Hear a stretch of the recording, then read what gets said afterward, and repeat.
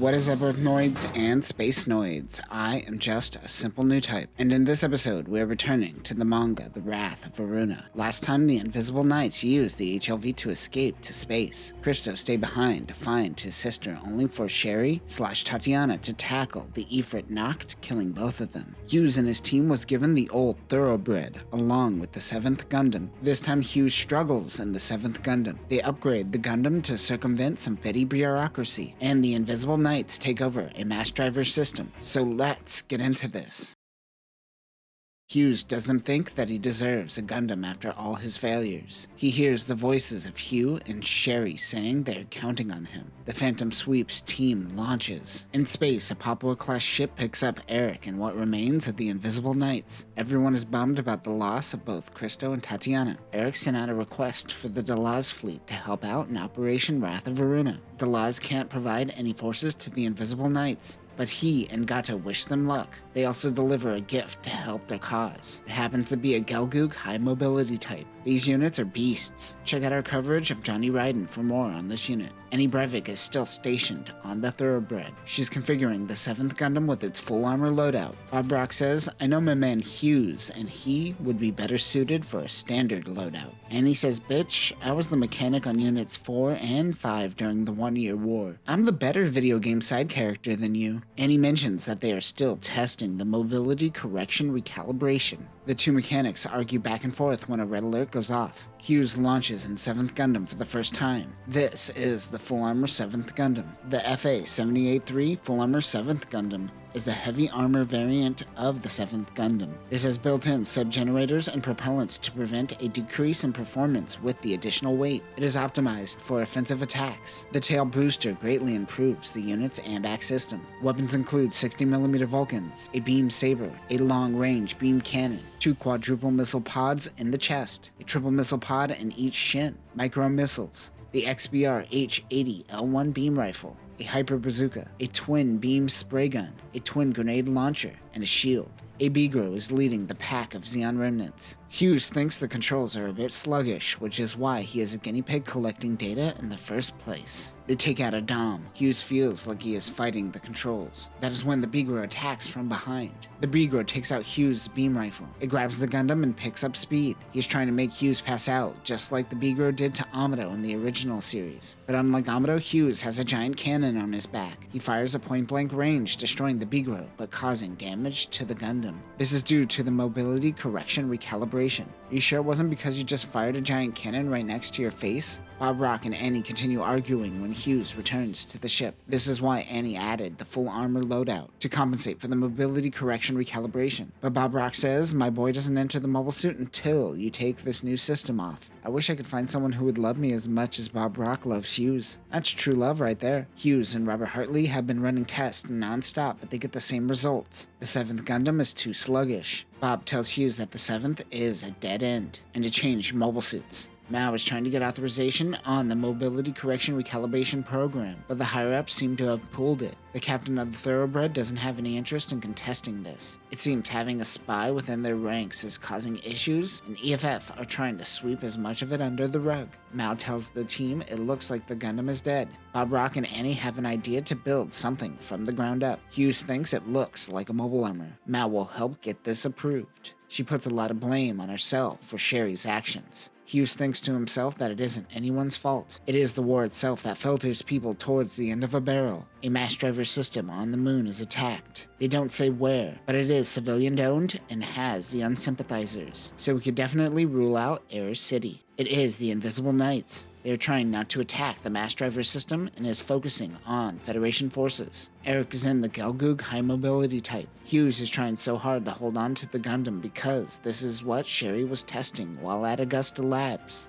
But this is also why the Gundam is failing. Sherry sabotaged all this from the start, and it is the reason the Federation is trying to diminish any of their contributions. Hughes is having a crisis of conflict and wonders what he is fighting for. He wishes Sherry was here. Mao tries to get the captain to intercept the Zeon remnants, but he isn't diverting forces. She suggests she let their new full armor conversion go out as it can function as a battleship. For some reason they allow this. Bob and Annie have the loadout ready to go. Hughes launches in the heavy full armor Gundam, the HFA-78-3 heavy full armor 7th Gundam. is designed to function as a fleet of one and can carry out assaults with heavy firepower. This is inspired by the original FSWS plan used on the original Full Armor Gundam. It has a long-range megaparticle cannon with the firepower of a Musai cannon. This has a larger generator, additional verniers, and additional fuel tanks to compensate for its size. Other weapons include 60mm Vulcans, a beam saber, a hand beam gun, 2 8-tube missile launchers on the back,